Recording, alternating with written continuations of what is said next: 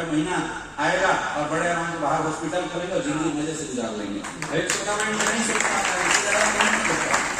अब हमें थोड़ी पता था कि मार्केट में जाने के लोग थपेड़े मारते हैं, हमें थोड़ी पता था कि लोग कितने उठा पटक करते हैं मार्केट में जाने के बाद। तो बच्चे की सोच थी, 19 साल की उम्र थी उस समय मेरी, और मैं आ गया था इस इंडस्ट्री के अंदर लपेट चपेट ट्रेड के माध्यम से। और चूंकि मेरी एजुकेशन अच्छा था तो एजुकेशन का इन्फ्लुएंस और मेरी पोजीशन का इन्फ्लुएंस काम आया मेरे।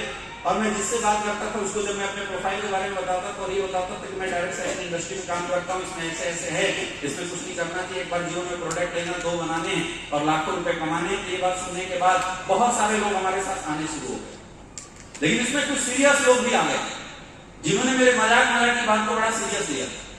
और मैंने देखा कि इस इंडस्ट्री में हमारे साथ ऐसे ऐसे लोग जुड़ रहे थे जो बड़ी गरीब परिवार से बिलोंग करते थे, लोअर मिडिल क्लास फैमिली से बिलोंग करते थे और बहुत डाउन बैकवर्ड क्लास से बिलोंग करते थे, जो लोग अपने माँ बाप पे भरोसा नहीं करते थे, जो लोग अपने दोस्त साथी पे भरोसा नहीं करते थे, उन लोगों ने मेरे कहने पे, मेरे वाक्यों पे भरोसा करना शुरू कर दिया था।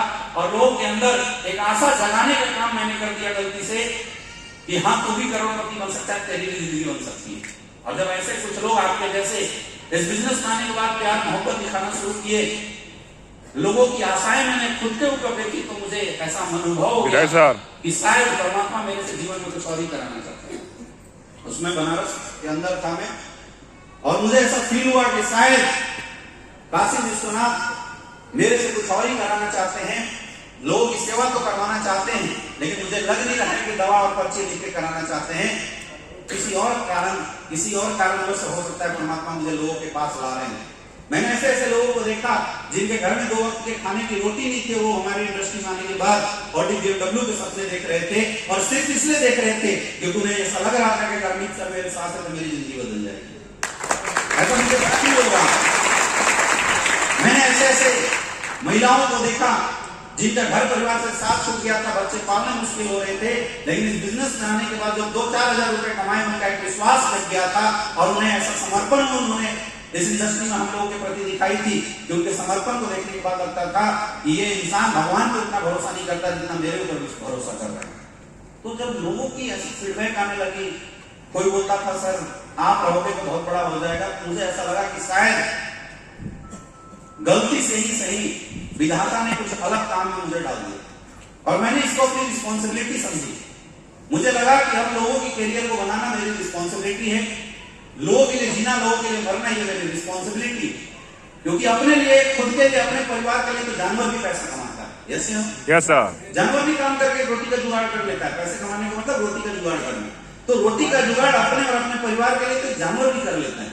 एक शेर भी बाहर निकलता है, एक शिकार करके लाता है और घर के अपने बच्चों को खिला लेता होगा। एक कुत्ता भी बाहर जाता है और 2-4 रोटी इधर उधर से लाके अपने बच्चों का पालन पोषण कर लेता है। तो खुद के और खुद के परिवार के लिए पालन पोषण करने का काम तो जानवर भी कर लेता है, लेकिन परमात्मा ने मुझे इंसान के रूप में किया। तो मुझे ऐसा लगता है कि हमारा उद्देश्य होना चाहिए कि मैं खुद के साथ साथ समाज में कुछ काम आ सकूं। अब समाज के काम के लिए सबसे पहली जरूरत होती है पैसे की, वो पैसा मेरे पास था नहीं। समाज कल्याण के करने के लिए जरूरत होती है ग्रुप की, वो ग्रुप हमारे पास था नहीं। लेकिन डायरेक्ट सेलिंग इंडस्ट्री ने मुझे एक मौका दिखाया और मुझे ऐसा लगा कि शायद इस इंडस्ट्री के माध्यम से मैं लोगों के काम आ सकता हूं।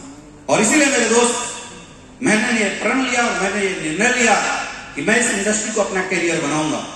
जब शुरुआत किया तो बहुत सारे लोग मुझे बोलते थे तू पागल हो गया है, तेरा दिमाग की सब किया है। कई लोग बोलते घर पे मत बताना, बता देगा पता नहीं तेरे पापा रहेंगे नहीं रहेंगे, हार्ट अटैक से ना निकल जाए। तो मैंने घर में बताना उचित नहीं समझा, लेकिन मैंने इसको एक मिशन बनाया। मैंने एक मिशन बनाया और मैंने ऊपर वाले से एक ही चीज बोला कि हे परमात्मा, मुझे इतनी शक्ति देना कि मैं लोगों के काम आ सकूं। मुझे नहीं पता मेरा क्या होने वाला है, लेकिन मुझे ऐसा विश्वास था कि जिस दिन आप और आपकी जीवन लोगों के काम आने लगेगी, परमात्मा तुम्हारे जीवन, तुम्हारे परिवार का काम अपने आप सही करना शुरू कर देगा। और वो कारवां उस सोच के साथ हम लोगों ने करना शुरू किया। आयुर्वेद के माध्यम से जन जन तक जाना, लोगों की तबीयत सही करना, लोगों को हेल्थ अवेयरनेस प्रोग्राम देना हम लोग किया करते थे, जैसे आज आप लोग कर रहे हैं। लोगों के घर घर जाते थे, लोगों को हेल्थ अवेयरनेस प्रोग्राम देते थे, क्या खाना चाहिए क्या नहीं खाना चाहिए, फ्री ऑफ कॉस्ट इसकी जानकारी देते थे। गांव गांव में हेल्थ अवेयरनेस प्रोग्राम करते थे। ऐसे ऐसे लोग जो बाहर हॉस्पिटल से थक हार गए, ऐसे लोगों के पास हम लोग जाते थे। जो लोग हर तरह से निराश हो गए, उन लोगों के पास जाते थे, उनकी मानसिक काउंसलिंग भी करते थे और अपने आयुर्वेदिक प्रोडक्ट स्टेटस वेलनेस का प्रोडक्ट लोगों को देना शुरू किए। रिजल्ट आने लगी। और मैं बोलता हूं इसमें सबसे ज्यादा अगर सबसे एफर्टफुल अगर वर्क किसी ने किया और सबसे ज्यादा सहयोग किसी ने किया तो वो सहयोग था हमारी कंपनी की शानदार और जानदार प्रोडक्ट जो जहां पे गई अमृत जैसा रिजल्ट निकाल के लाई। रिजल्ट आती गई मेरे दोस्त, और जब रिजल्ट आती गई, लोगों की दुआएं मांगती गई और तब लोगों का कारवां बढ़ना शुरू हुआ।